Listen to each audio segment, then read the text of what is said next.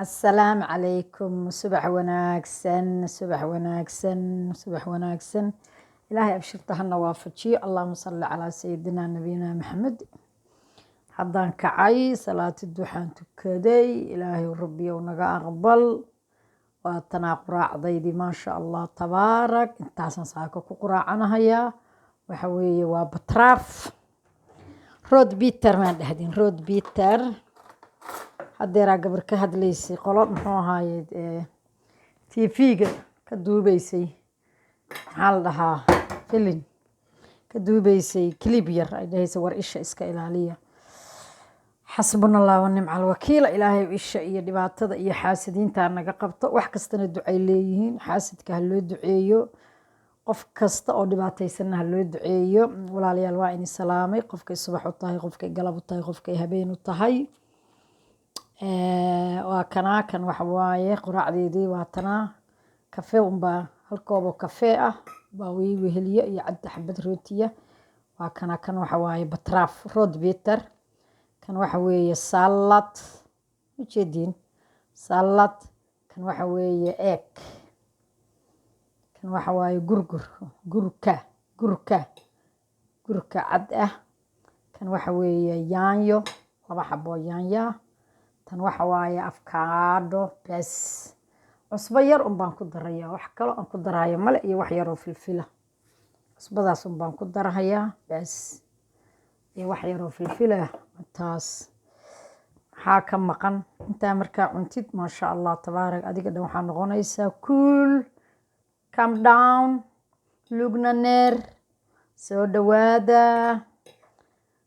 kaas fiican quraacda qaylada iyo dibka waxaan noogu wacan waasaas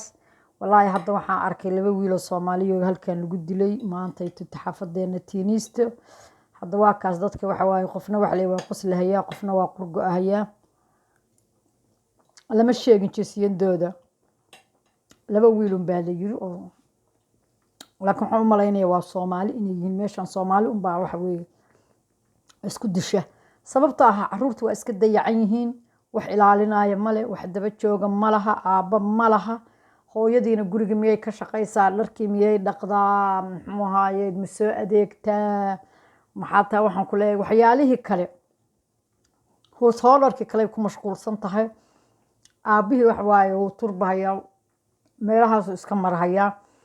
waxbaa jira Soomaaliya hal la isqabsado sida hal la isku dhaamo hal la is caawiyo والله 2 wiil baa lagu dilay meesha laakiin 90% waxaan aaminsanahay inay Soomaali yihiin ma fahanteen waa 20 jiro hadda after balaadku hadda halkan ku soo qoray after balaadkan ka fiiriyay Soomaaliya waa iska dhibaataysanahay hal la is caawiyo fahanteen Soomaaliya hal la is caawiyo sida hal la isku dhaamo intaasoo Soomaaliyaha jirta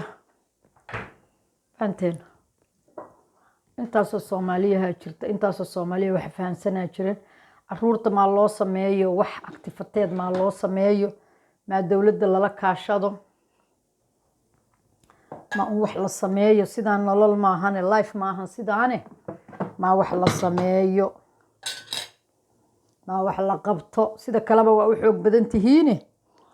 والله ما أبي Soomaaliya waxba ku nagu dhacay Ilaahay subhanahu wa ta'ala hanoo yasiro wax weyn baa qaldan dadkii waxa moodaa nadku inuu ka maqan yahay meel isku caawinayaan ma jirto meel la isku caawinayo ma jirto waa in wax la iska sheego wax kale oo la qabanayo ma laha faanteen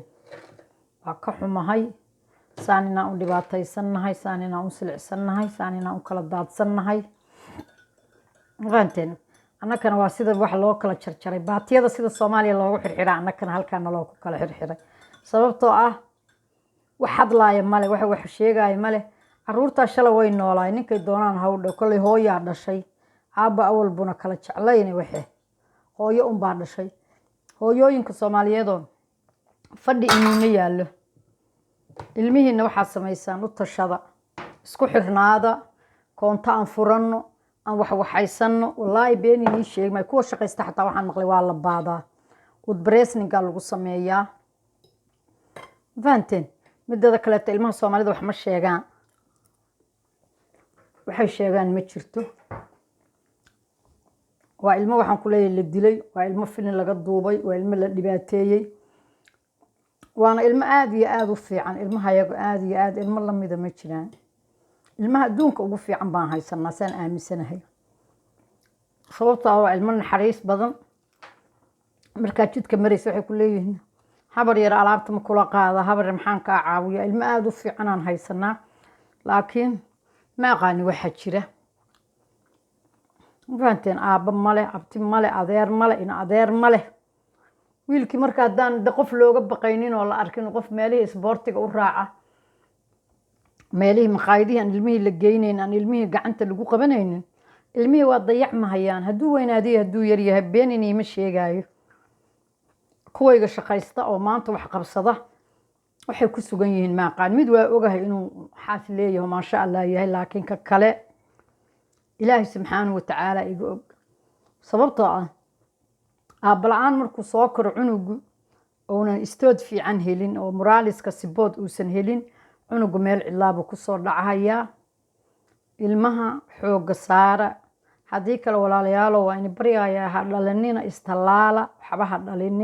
dhalinina, iska daaya ilmihii haddaan mas-uuliyadoodii la qaadaynin. muxuu ahayd gabdhihii soomaaliyeed confuse bay qaadeen, ayaga dhan taraamaa ku wada jirta, waa dhibaataysan yihiin.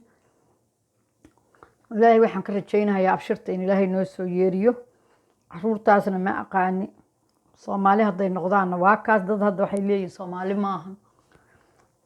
laakiin waxay u badan tahay inay soomaali yihiin. ilaahay subxaanahu watacaala abshirta hana waafajiyo. ha laysku xirnaado, ha laysku xirnaado, ha laysku xirnaado. fadhigana ha laga kaco, fadhi ma yaal. xag waxa waaye qaar tahriib badday ku dhimanayaan, qaar al-shabaab baa waxay gelisa meel xun, qaar dibadihii baa lagu laynaya oo yaa haraaya neeshin la tirtirayaan nahay oo loo soo baxay. baakaas bal hadda waa quraacanahaya walaalayaal, soo dhawaada. khayr baan inii rajaynahayaa. sii gudbiya, subscribe-ka saara, like-ga saara, share-ka. khayr baan inii rajaynahayaa. wabilaahi towfiiq.